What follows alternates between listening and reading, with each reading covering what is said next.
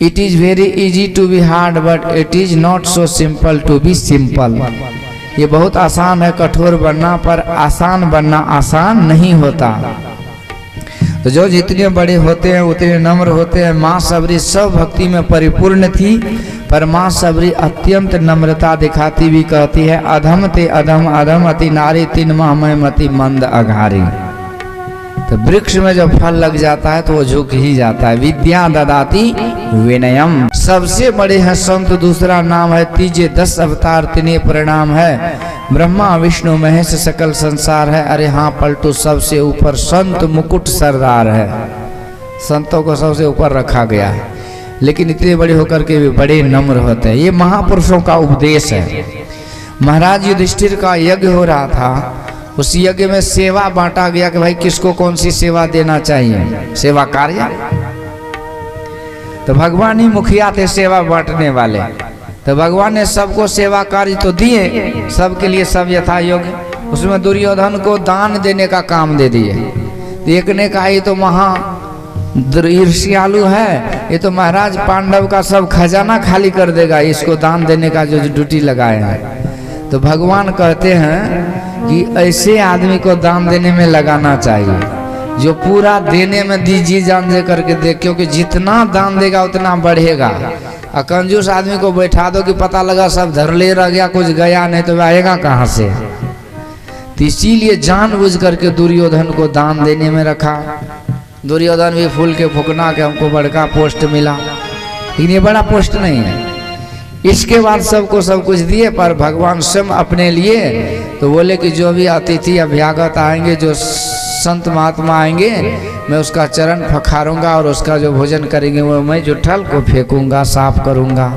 ये भगवान की सेवा थी। तो भगवान से बड़ा दुनिया में कोई है नहीं। कृष्णम वंदे जगत गुरुम, वो जगत के गुरु हैं और वो जगत के माता पिता हैं, जगत के पालनहार हैं, जगत के जन्मदाता हैं।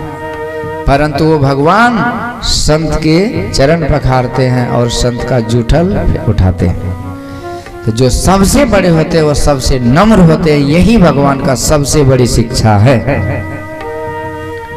एक बार तुलसीदास जी महाराज अपने आश्रम में बैठे थे, उधर से नाभाजी महाराज आए। नाभाजी जाति के डोम थे, यदि जाति को मानते हैं तब से संत महात्माओं ने जाति का कोई स्थान नहीं दिया और उपदेश भी दिया कि तुम जाति के चक्कर में रहोगे तो जत्ता में पीछे जाओगे, इसलिए जाति के चक्कर को छोड़ो, भगवान से जोड़ो और एक ही नाता रखो। कह रघुपति सुनो भावनी बाता, मानव एक भक्ति करना था। पर यहाँ व्यवहारिक जगत में हो। नाभाजी महाराज बाहर बैठे हैं कि कब निकले तो निमंत्रण दे, और निकले ही नहीं। बड़ी देर के बाद तुलसीदास जी महाराज को लघु शंका लगी, अब घरे में तो नहीं ना होगा, तो निकले तो नामदेव जी, ये नाभाजी। तब कहते महाराज बड़ी कृपा हुई, कैसे पधारे हमारे घर। तो नाभाजी कहते तुम हमसे मिलने थोड़े घर से निकले हो, तुम्हें तो पेशाब लगी जोरों की तब निकले हो। अब तुलसीदास जी महाराज को भी आश्चर्य लगा कि ये हमारे मन की बात कैसे जान गए। अच्छा गलती हो गई महाराज, बोलो। तो नाभाजी कहते मेरे यहाँ भंडारा है, आपको निमंत्रण देने आया हूँ। तो तुलसीदास जी कहते ठीक है महाराज आऊँगा। निमंत्रण ले लिए। अब फिर भी सोचने लगे कि उसके बीच में क्या खाना पीना घिनघिना मन हो गया। तो जानबूझ करके देरी से चले गए तुलसीदास जी महाराज, वहाँ भंडारा हो गया। अब तुलसीदास जी महाराज गए तो नाभाजी कहते सुनो, भंडारा तो टाइम से होता है, टाइम से आए नहीं, अब पत्तल खत्म हो गया, खाओगे किस चीज में। तो तुलसीदास जी महाराज ने एक जूता लिए वहां से, बोले महाराज ये संत का जो चरण पादुका है ना, यही पवित्र बर्तन है मेरे लिए, इसी में थोड़ा सा प्रसाद दे दीजिए, मैं इसे ग्रहण करके अपना कल्याण कर लूंगा। श्री सदगुरु। अब नाभाजी महाराज जो सोच रहे थे कि इनके अंदर जाति का भेदभाव है, उसका वो भ्रम सारा दूर हो गया।